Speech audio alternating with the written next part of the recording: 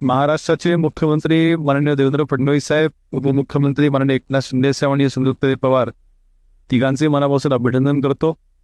महाराष्ट्रामध्ये आजपासून जर का कोणी गोवंश हत्या केली आणि जर का हा गुन्हा करत असताना जर का संघटित गुन्हेगारी आहे असं का लक्षात आलं, तर यांच्यावरती, ह्या गुन्हेगारांवरती मकोका लावण्याची तरतूद ही आजपासून आपण लागू केलेली आहे.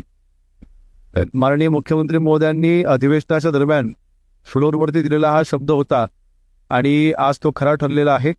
मी पुन्हा एकदा मुख्यमंत्री महोदयांचं अभिनंदन करतो. जी गरज याकरता होती, अनेक अशा संघटना होत्या, अनेक असे अर्ज आमच्यापर्यंत येत होते, आमच्याकडे अनेक अशा तक्रारी येत होत्या की एका ट्रकमध्ये 200-200, 300-300 तिथे आपल्या गायींना गोमाताला तिथे भरून त्यांना एका ठिकाणी घेऊन द्यायचे, त्यांची कत्तल करायची आणि त्यांचं गोमांस हे अनैतिकरित्या ते ट्रान्सपोर्ट करायचं. तर यामध्ये 2 गोष्टी आपण महत्त्वाच्या केलेल्या आहेत.